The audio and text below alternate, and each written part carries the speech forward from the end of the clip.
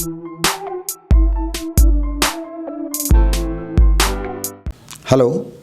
Welcome to voice of hygiene. भाइयों और बहनों, आज हमारा टॉपिक है थायराइड। देखिए, आजकल 50% से ज़्यादा 50% से ज़्यादा लेडीज़ में ये डिसीज़ है, ये बीमारी है। 20 साल पहले हम बखूबी जानते हैं कि ऐसे एक बीमारी बहुत कम मिलते थे, मगर 20 साल के अंदर क्या हुआ, ये क्यों इतने बढ़ गई? इसका एक ही रीज़न है, एक ही वजह है, that is consumption of iodised salt. Iodine वाला नमक खाने से ये बीमारी बढ़ गई।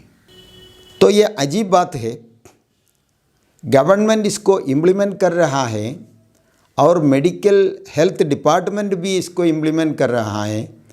मॉडर्न मेडिकल साइंस के लोग भी ये हमें इसरार कर रहे हैं, forcing to eat, to have this iodized salt. What for? To prevent the thyroid disease. They say सो।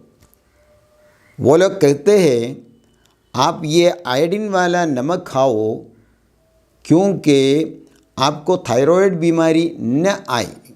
मगर हमारे एक्सपीरियंस में हमारा तजुर्बा क्या है, 20 साल से ज़बरदस्ती से ये खिलाने लगे, खाने लगी, तो 50% से ज़्यादा लेडीज़ को ये बीमारी आ गई है।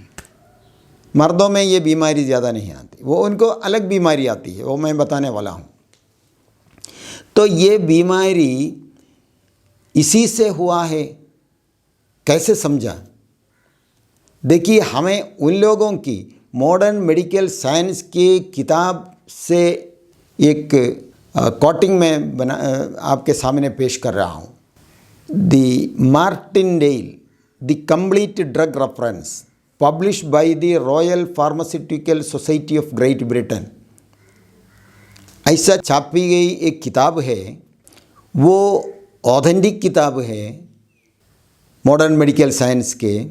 इसमें क्या लिखा है वो मानना पड़ेगा। वो लोग कहते हैं वो हमारे बॉडी में जो केमिकल कंटेंट जो आते हैं उससे क्या ज़रर पैदा होता है, what are the bad effects of this chemical intakes, it is mention there. तो उसके लिए क्या हल है, what is the solution, this things are written there, इसमें लिखा हुआ है। उसमें सुनिए, हमारे पास है वो किताब। इसमें लिखा है जो लोग आयोडीन, सोडियम आयोडाइन इसमें मिक्स करते हैं, तो सोडियम आयोडीन हमारे बॉडी में अगर गया तो क्या होता है। इसमें लिखा है उन लोगों को जो ये ज़्यादा हमेशा खाते रहते हैं उनको बीपी ऊपर होता रहेगा। तो क्या हुआ, बीपी के एक नई बीमारी मिल गई, हाइपरटेंशन बीमारी आ गई, तो उसके मेडिसिन का बिजनेस आगे, उससे कमाई हॉस्पिटल वालों को, रिलेटेड प्रोफेशनल को ज़्यादा मिलता है। नंबर 1। नंबर 2, जो लोग ये ज़्यादा खाते रहेंगे उनको red rashes, urticaria, skin disease, दूसरी बीमारी। तो इसका फ़ायदा भी स्किन स्पेशलिस्ट वालों को, मेडिकल कंपनी वालों को, उनके टैक्स गवर्नमेंट को। ये मर्दों में बहुत ज़्यादा होते हैं। मगर आइए लेडीज़ की तरफ। लेडीज़ को और ज़्यादा डेंजरस डिजीज़ेस, ख़तरनाक डिसीज़ेस आते हैं। वो क्या हैं? इस किताब में ऐसा लिखा हुआ है, लेडीज़ को जो हमेशा ये आयोडीन खाते रहेंगे उनको थायराइड आने का चांसेस बहुत ज़्यादा है। हाइपोथायरॉयडिज्म, हाइपरथायरॉयडिज्म, एंगोइटर, ये 3 डिजीज़ पैदा करने वाली चीज़ है ये नमक। क्योंकि ये नमक नहीं, ये असल में एक केमिकल है, सोडियम आयोडाइड। ये केमिकल है। ये केमिकल एक कीमिया हमारे बॉडी में कुछ पॉजिटिव रिजल्ट कभी नहीं देने वाला, उससे ज़रर पैदा होने वाली चीज़ है। जो भी हो, आप एलोपैथिक मेडिसिन खाए तो भी यही होता है। तो एक केमिकल खिलाते हैं और उससे जो बीमारी पैदा होती है उसके लिए और ज़्यादा केमिकल टैबलेट्स ज़्यादा और हम खाना पड़ते। तो thyroid disease, hyper and hypo and goitre, ये तीनों डिजीज़, तीनों बीमारियां बनाने वाली चीज़ है। ये इसको प्रिवेंट करने वाली है करके ये खिलाते हैं। अच्छा कह के बुरा खिलाया जाता है। और जो हमेशा ये एडवर्टाइजमेंट आपने सुना होगा कि हर pregnant lady must take the iodized salt, advertisement है। मगर इससे क्या होता है, इस किताब में लिखा है जो लेडी, प्रेग्नेंट लेडी, हामिला, ये आयोडीन वाला नमक खाते रहे 9 महीना, तो बच्चा जब पैदा होते हैं उनको जन्म से ही by birth hypothyroidism and goiter के चांसेस बहुत ज़्यादा है। वो आजकल होता रहता है। हॉस्पिटलों में डिलीवरी के बाद ब्लड चेक करेंगे, थायराइड, TSH कितना है, T3, T4, ये सब, ये बुरा निकला, मेडिसिन खाओ खिलाओ, वही होता है। तो इस 9 महीने में इस लेडी को क्यों खिलाया गया था? जन्म से ही, यूट्रस से ही बच्चे को इनबोर्न डिसीज़ के साथ बाहर लाने के लिए क्या कर सकते? हम कुछ सोचना चाहिए, पढ़ना चाहिए, सीखना चाहिए, तो हमारे समझ में आ जाएंगे। और ये भी सुनिए, एक बार एक लेडी के थायराइड बिगड़ गई तो फ़ौरन उनके माहवारी मेंस्ट्रुअल साइकिल बिगड़ जाएगी।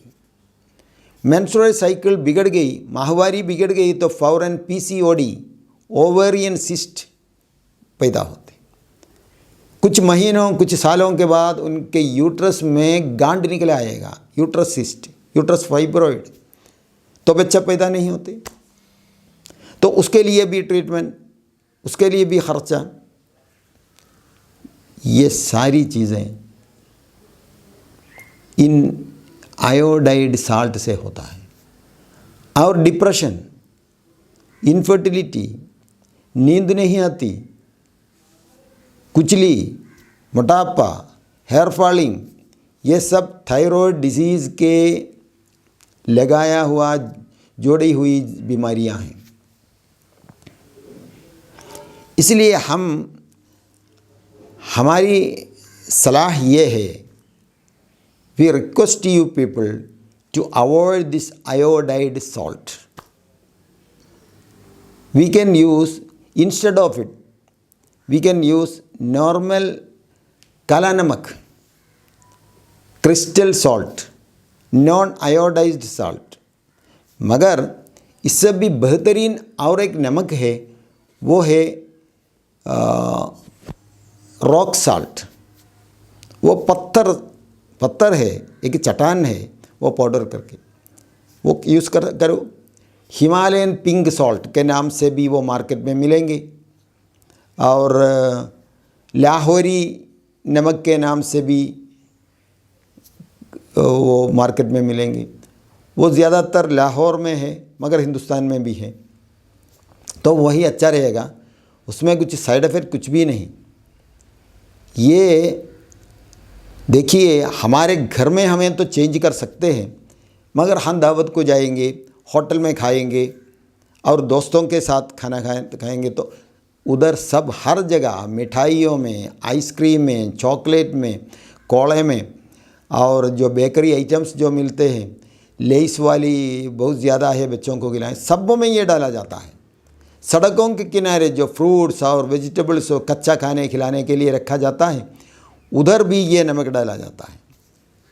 तो जहाँ तक हो सके आप इन चीज़ों से, ऐसे नमक वाली चीज़ों से दूर रहिए, और हमारे घरों में कभी उनको दाखिला न दीजिए, एंट्रेंस न दीजिए। ऐसे रहने से हमें थायराइड डिजीज़ से आराम मिल जाएंगे। मगर थायराइड डिजीज़ के ट्रीटमेंट कैसा होना है वो बाद में हम बताएंगे। खुदा हाफिज़।